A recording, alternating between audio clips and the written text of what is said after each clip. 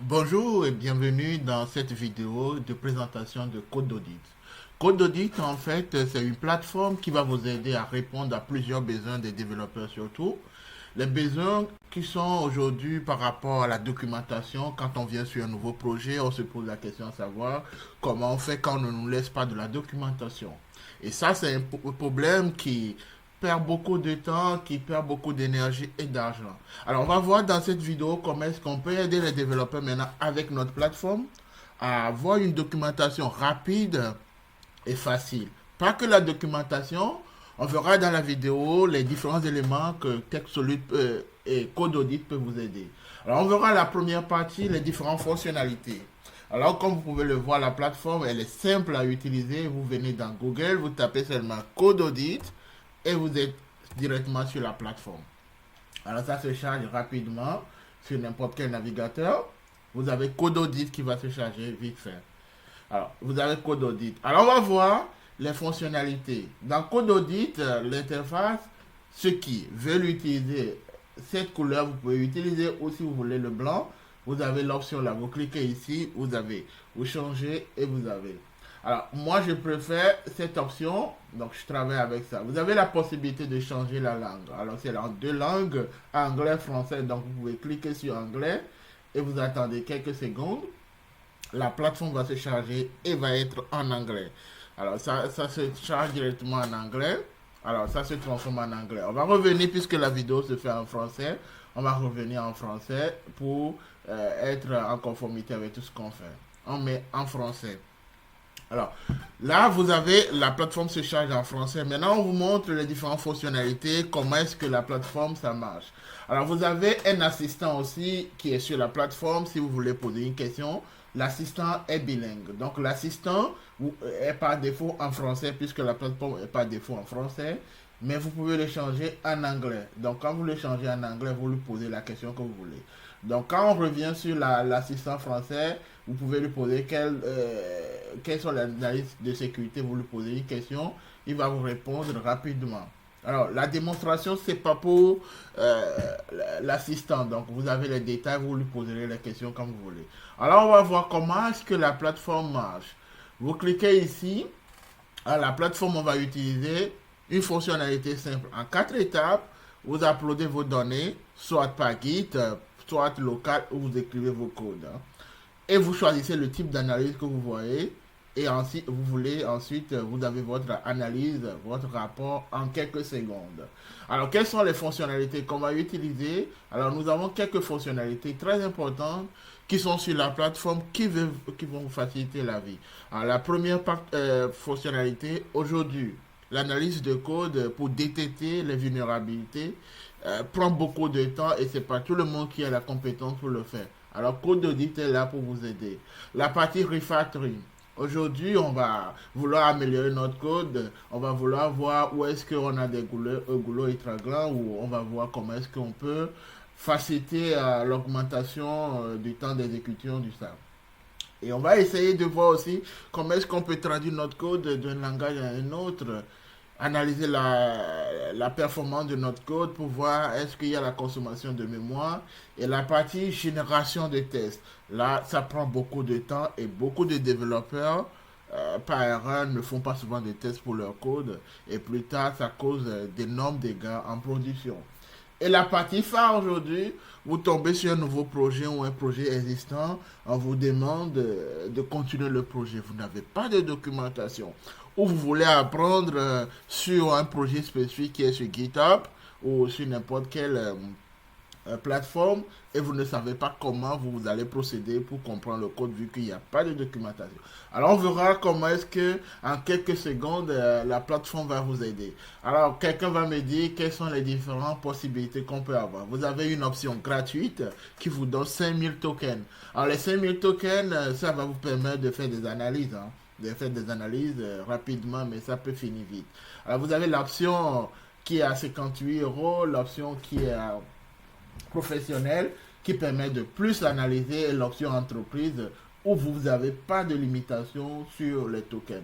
Alors, allons dans le vif du sujet, voyons rapidement dans la démonstration comment est-ce que vous pouvez facilement utiliser code audit pour analyser vos codes, pour faire la documentation, pour faire le refactoring et pour faire autre chose. Alors on y va directement. Alors vous venez soit ici ou ici, hein, vous cliquez sur connexion. Donc dans l'option connexion, pour le moment nous avons intégré deux fonctionnalités. Vous pouvez créer votre compte par un formulaire. Si vous êtes ici, vous pouvez créer un compte par un formulaire, hein. Ou soit, vous pouvez vous connecter directement si vous ne voulez pas créer un compte par un formulaire. Ici, vous pouvez créer le compte par formulaire. Ou soit choisir de créer le compte directement avec Google. Ou si vous avez un compte déjà, vous pouvez cliquer sur se connecter. Et ce compte, ça va vous ramener directement sur l'option que nous avons. Donc, on va voir comment est-ce que on va maintenant se connecter avec Google. C'est simple, hein. Vous l'utilisez sur plusieurs plateformes. Donc, nous, on va se connecter avec Google qui est plus rapide. Donc, nous cliquons connexion avec Google. Alors, en quelques secondes, l'interface apparaît. Alors, sur l'interface, vous avez ceci. Alors, vous aurez, si vous avez analysé plusieurs choses, vous aurez vos projets récents, donc les différents éléments que vous avez fait. Vous aurez la date de l'analyse, le type que vous avez fait d'analyse. Vous aurez l'heure à laquelle vous avez fait et dans l'onglet aussi, vous avez la même chose. Ici, vous avez votre profil. Donc, dans votre profil, vous pouvez avoir d'autres fonctionnalités. Nous, on va procéder par les analyses. Donc, on clique sur nouveau projet. Supposons que vous voulez faire une documentation d'un projet que vous ne connaissez pas, que vous ne maîtrisez pas ou que vous n'avez pas de documentation. Vous cliquez seulement sur le service documentation. Alors, sur l'onglet, vous avez la possibilité de changer la langue en anglais ou de le laisser en français. Ça dépend de celui qui l'utilise et de la langue que la personne utilise. Alors, vous avez plusieurs fonctionnalités. Je vous présente rapidement les différentes fonctionnalités. Alors, dans la documentation, vous avez plusieurs types de documentation qui se font. Alors, vous pouvez choisir le type de documentation que vous voulez, soit la documentation technique utilisateur, ou vous pouvez aller jusqu'en bas. Ensuite, vous avez la possibilité de choisir la langue de sortie de votre documentation. Je vous fais la démo tout à l'heure. Donc, par défaut, c'est en français. Après, vous pouvez choisir l'anglais, l'espagnol et plusieurs autres langues qui sont en bas. Donc, je laisse par défaut en français. Après, on va changer d'autres langues. Et vous avez des exemples de codes que vous pouvez utiliser pour tester d'abord si ça marche avant de procéder à exporter vos codes. Pour exporter vos codes, vous avez deux possibilités. Soit vous avez le code en local chez vous, sur votre ordinateur, votre serveur. Vous allez télécharger et vous cliquez sur fichier. Dans fichier, vous cliquez ici seulement. Alors, on vous montre un exemple. Donc, on clique ici. On va aller chercher dans fichier. On a plusieurs codes qui sont ici. Moi, je vais prendre juste un des codes. Je vais prendre par exemple le code Computer Vision. Alors, je clique comme ça. Une fois que vous chargez votre code, pour s'assurer que c'est le bon code, le code sera ici, dans l'éditeur du code, affiché directement. Et il vous dira le nombre de lignes de code que vous avez, le nom de fichier pour être sûr que c'est ça. Vous avez les détails des fichiers qui sont ici. Alors, vous pouvez parcourir pour voir ce qui est là, hein. Une fois ça, alors, on a une seule chose à faire, choisir le type de documentation que nous voulons. Alors, moi, j'ai choisi le français. Au début, j'ai choisi la documentation technique. Après, je vais choisir d'autres que vous allez voir. Et je clique sur génération de code. Après, vous avez les suggestions qui sont données aussi en bas, qui montrent le nombre de fonctions qui sont dans les codes et tout ça. Alors, je clique sur ça et je fais comme ça. Je suis directement la génération de la documentation. Alors, on va attendre la génération qui se fait vite fait en quelques secondes. Vous allez voir, c'est moins d'une minute, hein. Chaque génération, chaque analyse fera moins d'une minute en fonction de la taille de votre fichier. Là, vous allez voir vite fait et ça va être rapide. Alors, vous choisissez le type que vous voulez, hein, en fonction de la personne qui est en train de faire, s'il veut faire un déploiement, s'il veut faire une analyse, s'il veut faire un test, tout ça. Et la langue derrière. On va attendre que ça s'affiche. Alors, vite fait, on a vu que la documentation a été générée. Alors, on peut voir le temps d'exécution. Le fichier, quand même, comme on l'a vu, le nombre de lignes de code que le fichier a. Et le fichier, on a vu à peu près le temps que ça a exécuté. 30 secondes pour le faire. Et la lisibilité du code, il va avoir la lisibilité pour vous dire. Et pour la documentation, vous avez un aperçu de la documentation. Alors, vous avez la possibilité de copier la documentation et le coller dans votre fichier de doc que vous voulez. Vous avez la possibilité de télécharger en plusieurs formats. Ça dépend de celui qui l'utilise également. Alors, on va voir comment on peut télécharger tout à l'heure. Et vous avez toute la documentation, hein. la documentation, vous avez ça. Je vous montre comment, si on télécharge, comment ça apparaît. Et ça vous explique étape par étape tout ce que vous devez savoir sur la documentation. Après, ceux qui veulent faire la documentation, peut-être sur GitHub ou sur d'autres plateformes, ils veulent avoir la documentation de leur code. C'est généré directement. Vous avez que le script ici, vous cliquez sur copier, donc dans l'interface là, et vous avez tous les détails. Alors on va voir, on va télécharger juste un format HTML. On va voir comment ça s'affiche en téléchargement. Je clique ici, je fais télécharger. Alors, j'ai ici le téléchargement, je clique sur ça. Alors, ça s'affiche de cette manière, la documentation, vous avez la date. Alors, le titre qui est généré automatiquement en fonction de ce que vous avez choisi, c'est une documentation technique. Et vous avez la documentation jusqu'en bas qui vous explique étape par étape tout ce que vous devez faire sur la documentation. Alors, je vais choisir une documentation utilisateur. Là, j'ai choisi technique. Je vais choisir la documentation utilisateur. Alors, je reviens sur l'éditeur ici. Et je clique seulement ici. Après ceci, on va choisir deux langues où on va faire le test. Après, on passera à d'autres fonctionnalités.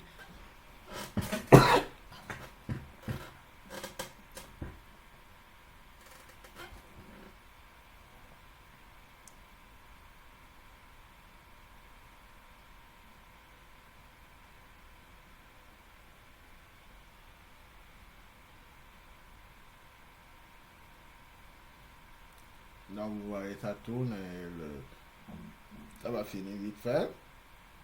C'est généré aussi, ça c'est la documentation. Donc, on a vu tout à l'heure, l'autre c'était une documentation technique. Ça, c'est une documentation utilisateur. Et déjà, vous pouvez voir la différence au début par rapport à celui-ci, la différence ici et la différence par rapport à la documentation qui est ici, qui vous explique étape par étape les différents éléments, les prérequis, comment vous pouvez utiliser, vous pouvez cloner, installer et comment vous pouvez lancer l'application, les détails étape par étape sur la documentation technique. Après, vous pouvez faire la documentation de déploiement ou d'installation.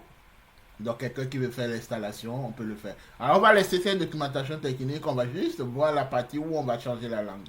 Donc, je choisis l'anglais au début. Je reviens juste sur l'option éditeur. Donc, j'ai le code.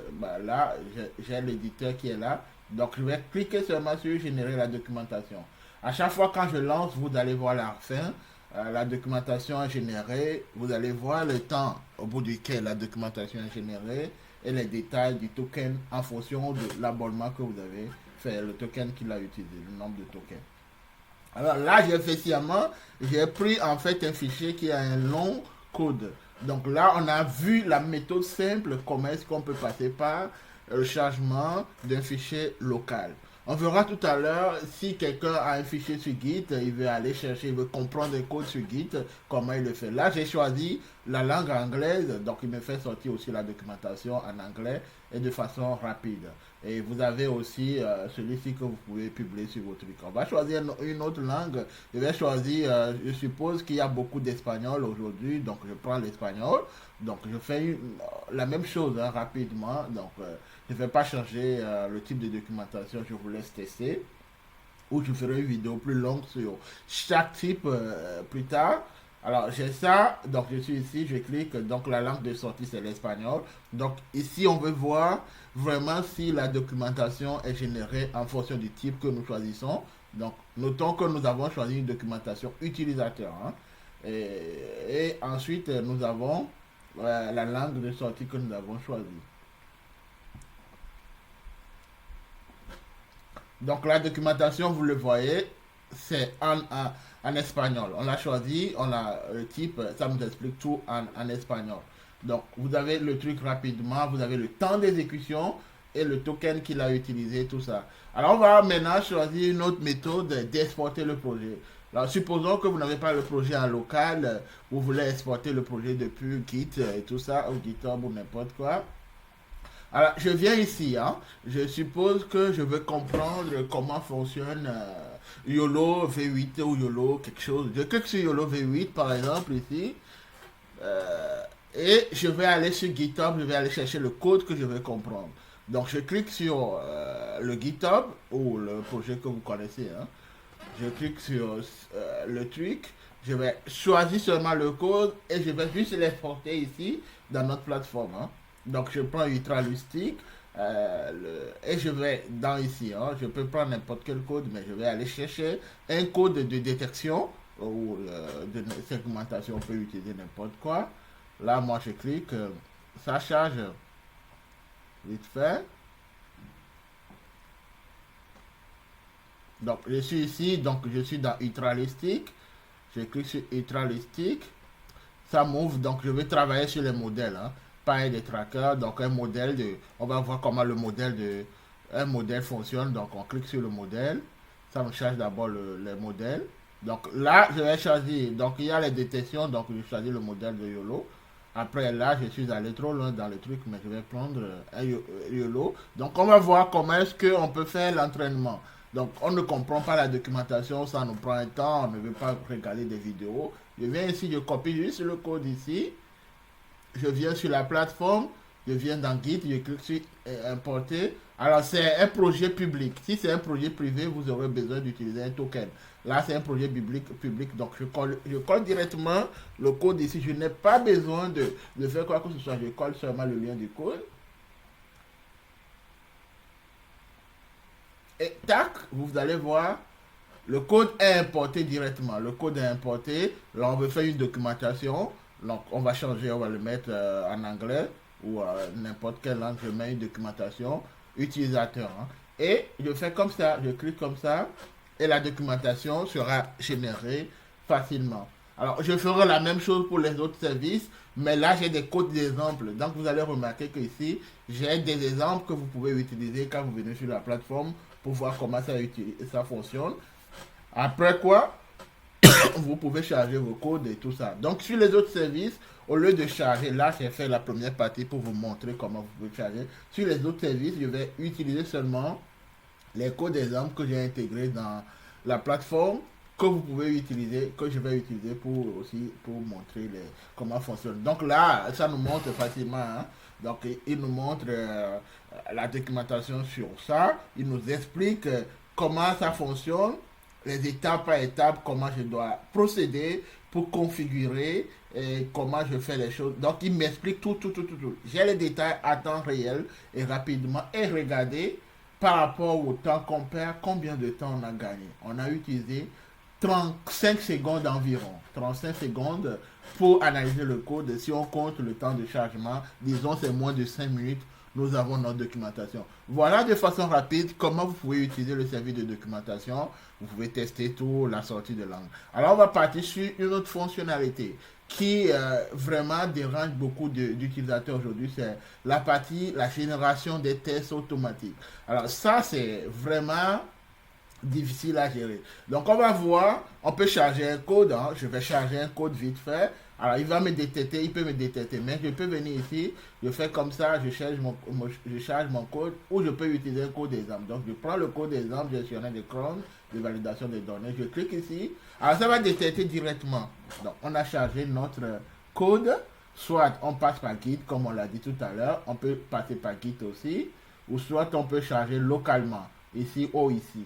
Donc là on a chargé un code d'exemple. L'avantage, c'est que ça va déterminer directement les frameworks du langage que vous utilisez. Le langage est détecté. Hein. Ici, vous allez voir, il montre le langage qui est détecté. Donc, Python qui est détecté. Alors, le framework qu'il nous a proposé, il nous propose PyTest. Alors, vous pouvez, et c'est recommandé, vous pouvez choisir d'autres. Vous pouvez utiliser Unitest et tout ça, ou vous pouvez cliquer sur Auto. Donc, Auto, il a détecté ça. Et vous choisissez le type de test, donc ici le test unitaire. Vous pouvez choisir la couverture que vous voulez. Ici, je veux 80%, 85%. Alors, je peux choisir un test d'intégration, test de performance, test de sécurité ou test E2E. Donc, je garde le test unitaire qu'on fait souvent et je lance ma génération du test unitaire. Donc, vous allez voir aussi les étapes de génération. Il vous montre les étapes pour chaque chose qu'il fait. Hein. Il analyse le code, il va générer le code et il va finaliser. Et vous avez votre code ici. Une fois que la génération finit, le test est généré avec succès, vous avez la notification. Il suffit d'aller dans l'onglet résultats. Dans l'onglet résultats, vous allez voir, ok, votre test est généré à partir de PyTest. Donc, il utilise Task Manager. Donc, il vous génère le test facilement jusqu'à la fin. Après quoi, vous avez les autres suggestions qui sont en bas. Vous pouvez les appliquer pour générer, par exemple, un test de sécurité. Vous avez la couverture que vous avez choisie. Celui qui a fait ça, il peut se dire, ok, je vais exécuter le test pour voir combien, puisqu'on a choisi 80%, j'exécute le test dans l'environnement directement pour voir. Donc, sur le truc, sur 11, 9 ont réussi, donc 2 ont échoué. Donc, vous pouvez voir pourquoi les 2 ont échoué, puisqu'on a choisi un taux de couverture, ça. Après, vous pouvez choisir les autres tests. Donc, je peux choisir un test de sécurité. Donc, cliquez directement sur la sécurité et je lance la génération.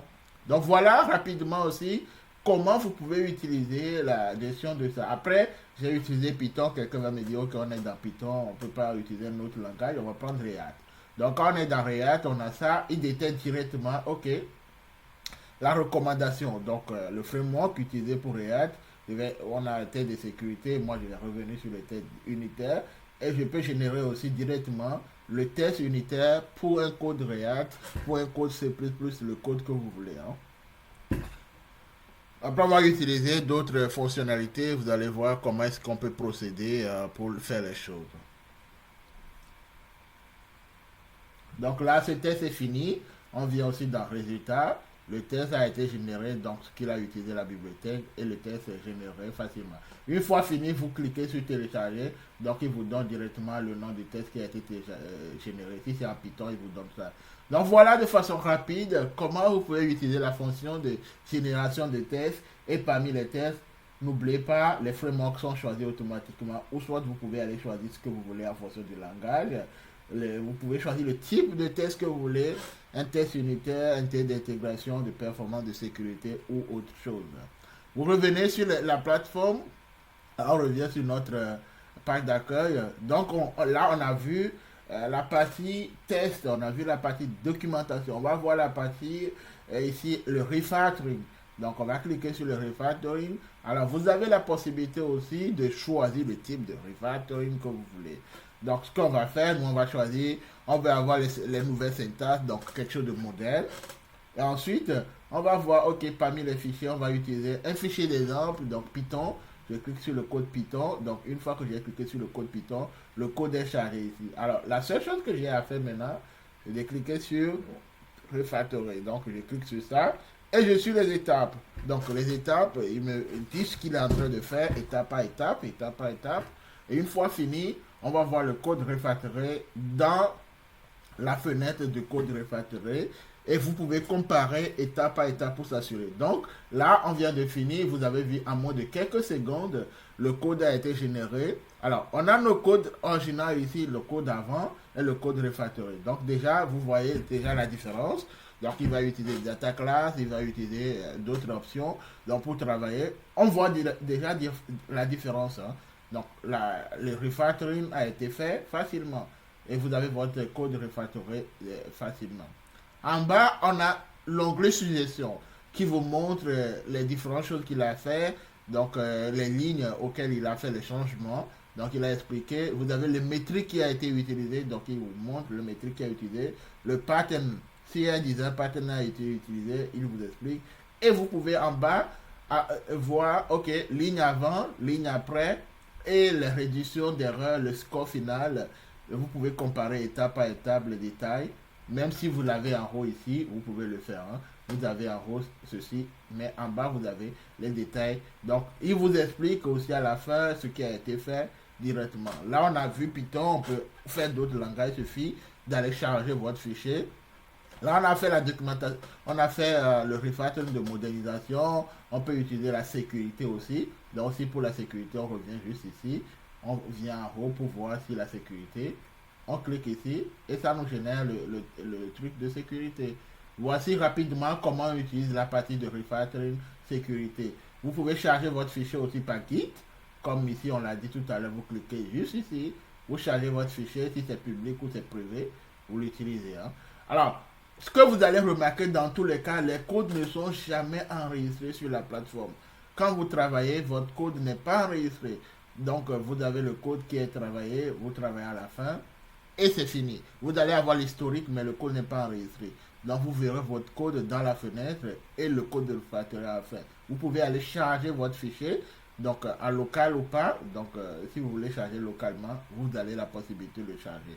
Donc, là, on vient de voir rapidement comment procéder pour la partie refactoring. Alors, on va passer par un autre exemple et après on vous laisse la main d'aller tester les autres choses. On va prendre la tradition d'un langage à un autre. C'est quelque chose qui est un peu difficile pour beaucoup de personnes et qui passe beaucoup de temps. Alors, ce qu'on va faire, on va juste aller exporter notre code, soit par Git ou quelque chose. Donc, je vais exporter ce code. Donc, je vais prendre quelque chose de plus simple. Donc, je vais prendre multicam. Donc, j'ai la multicaméra. Hein. Donc, ça va détecter directement le langage. Donc, ça va détecter le langage du code source. Donc, on va choisir là où on veut l'amener. Donc, je peux supposer que je veux l'afficher dans Go, dans n'importe quel langage. Les langages qui sont pris en charge présentement par la plateforme, c'est ça. Donc, je suppose que je vais utiliser C++. Donc, je fais ça et je clique sur traduire. Donc, là, vous voyez déjà la traduction de Python à ça et le langage qui a été détecté automatiquement. C'est ça. Donc, je clique sur traduire. Une fois que j'ai cliqué sur traduire, je vois les étapes de progression. Et à la fin, j'aurai mon code traduit ici. Puisqu'on a choisi C++, vous voyez C++ ici. Python, c'est Python qui est ici.